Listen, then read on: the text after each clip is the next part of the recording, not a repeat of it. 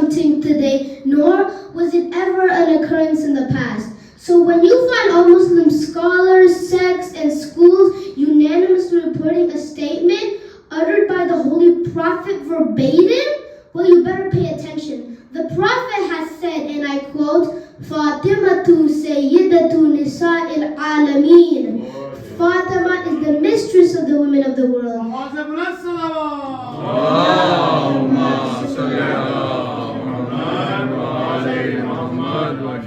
Now let's take this example apart to appreciate the gravity of what the Prophet is really saying here. 4 simple words that together hold the key in both this world and the next. And in one sentence, God's messenger provides a blueprint for what Islam means and what a true Muslim is really supposed to do to achieve the satisfaction of their Creator. Word number 1, Fatima. Wama adrakana Fatima. Despite the fact that Fatima has been living for 18 years, and despite all the hardships she endured and the pain and difficulty she faced, Fatima had lived a life of contentment and joy. She left this world too soon, only because she was assassinated. Through the pain and austerity, through the thick and thin, the ups and downs of this life, and in the midst of the hardships she experienced alongside her father and her husband, Fatima lived a life of contentment and joy.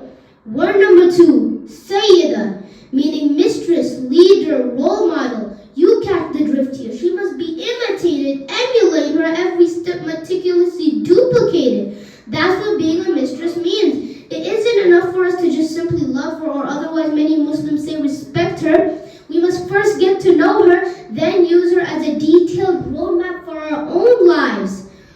Word number 3, Nisa. Fatima was a woman. That is significant on so many other fronts, but perhaps the point that she's most relevant to and most authoritative for, you guessed it, women. And if she is the gold standard, it means that women should learn what womanhood means in the life of Fatima, what a woman should do according to Fatima, what a woman should do as per Fatima, what a woman should wear vis-a-vis Fatima. Word number 4, Al-Alameen. This last word is monumentally important as it superiors the immortality of Lady Fatima. It doesn't matter whoever says that, the times have changed. We live in a different world now. Things have evolved. Islam needs to be reformed, etc., etc. That same cause the same levels of skepticism as atheism by saying that Fatima is the mistress of the women of the world from the beginning of time to the very end, from her hijab and purity, to her submission to her husband despite her impeccability, to defense of God's vicegerent and divine authority, to her selfless giving and charity, to her refusal to be contaminated by outside immodesty, to her martyrdom where she guarded her veil in chastity. Her every breath, her every step, and every act is and always will be the primordial gold standard that which every woman will be measured. Fatima is as timeless as the laws of physics. Fatima is the objective barometer of what is good and the blindingly radiant icon of divine morals.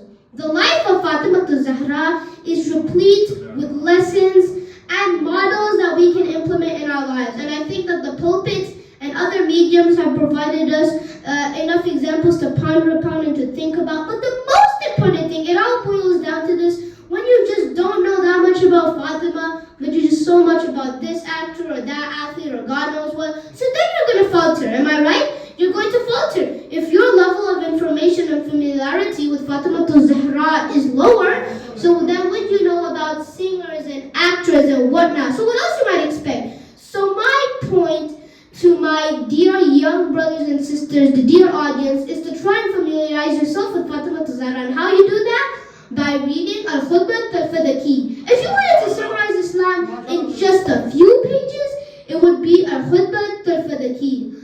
Try and read through it. And it says that when she entered the masjid and they saw her accompanied by the women of Bani Hashim with Cyril in sadness, she sighed and she loudly said, Historians have recorded that the entire masjid burst into cries.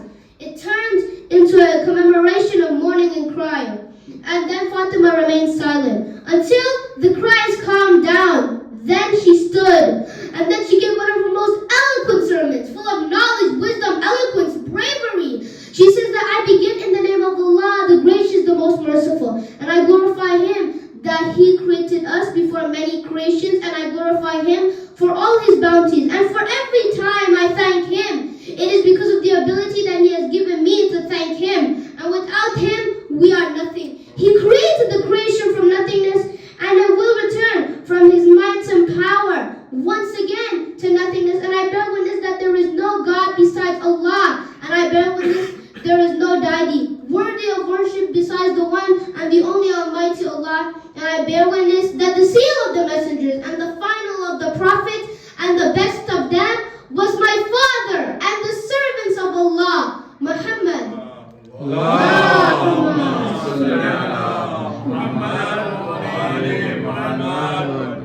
He created him before creation, and He tested him and appointed him to illuminate the minds of the people and to bring them from darknesses into light. O you Muhajirin, O you Ansar, O you the women of Muslim, you are people who used to drink water from the gutters, and you would create your own gods from idols, and you would bury your daughters alive despite knowing any sanctities, and you people were living in humility, waiting to be attacked from every angle. Allah rescued you, my father Muhammad, and He changed your lives forever. Rasulullah sallallahu alayhi wa sallam was asked how he shall be repaid with all his services, and then Allah had created this verse, قُلْ لَا أَسْأَلُكُمْ عَلَيْهِ أَجْرًا إِلَّا الْمَوَدَّةَ فِي الْقُرْبَى صَدَقَ اللَّهُ عَلَيْهِ وَذِيمٍ. This was a brief introduction, an introduction of the sermon of Lady Fatima, known as Sermon of Fadak. Salawat. Allahumma salli ala Muhammad wa ali Muhammad. Because Imama begins with the shedding of the most sacred blood of Fatima to Zahra. And something like this, which begins with the shedding of the most sacred blood, has to be given its due respect and adoration. When may Fatima to Zahra go door to door? Some have said 3 nights, which is the minimal estimate, and some have said up to 40 nights. Fatima to Zahra, depending on how she lived after the passing of the Holy Prophet, she will go door to door, knocking on the door of these so-called righteous companions to remind them of their pledge, their vow, their commitment, their allegiance to Amir al-Mu'mineen on the day of Ghadir. It was only a few months before that Fatima to Zahra did all of this, when in fact Fatima is in no position to go and knock on doors. But she did it because the issue that is at stake here is just so critical. And again, it's not about who sits on the throne. And which is why when as she was bedridden on her deathbed, she said to them, look at what you have done. You probably don't understand the consequences of your actions, the repercussions, the ripple effect. I can see all of that. This cow has been impregnated. The crime has not been committed. There is no reversal. There is no turning back. What you have done is such a monumental, catastrophic crime that it just can't be fixed anymore. This is what you've done.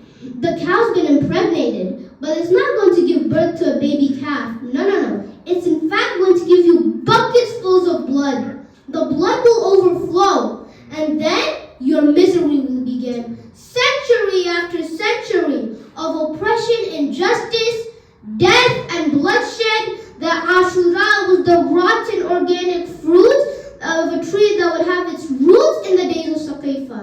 And it's the day that gave rise to every tragedy that the vicegerents of Allah subhanahu wa ta'ala had been subjected to. Imam al-Baqir alayhi salam. Allahumma salli ala Muhammad.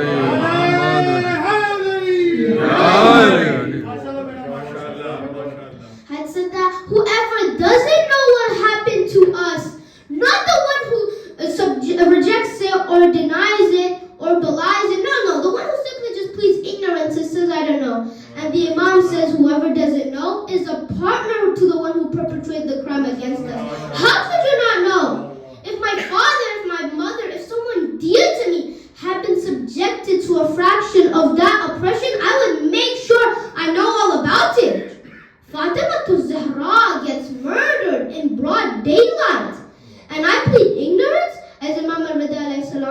said that she died while she was angry. This is literally what is in Sahih Bukhari. She told them point blank right to their faces. She said to them, don't you remember what Rasulullah said to you on that night? Don't you remember that? He said, whoever angers Fatima angers me. Whoever hurts Fatima hurts me.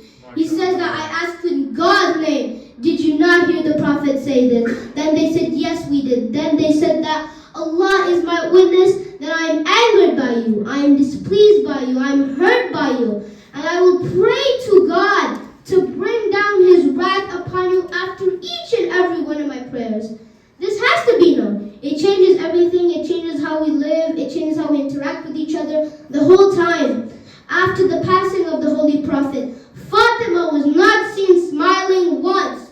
She was just crying the whole time. And there was a headband with the pain so that it could kill the pain. But this whole time she was not seen healthy. How could she after everything that's been done to her? Now imagine, Fatima to Zahra knows that she's about to go. She said to Asma, she said to her that I'm going to go to sleep. Come to me after a while, call my name. If I have departed this world, then tell my husband Ali. Now Asma only left for a few moments. Now she begins to panic. Fatima says that she's going to die. Will that actually happen? As Asma called out her name, Ya binti Rasulullah, Fatima is not responding. As Asma is panicking, she doesn't know what to do. Imam al-Hassan and Hussein come into the house. Then they say, Ya Asma, where is our mother? We heard she's feeling better today.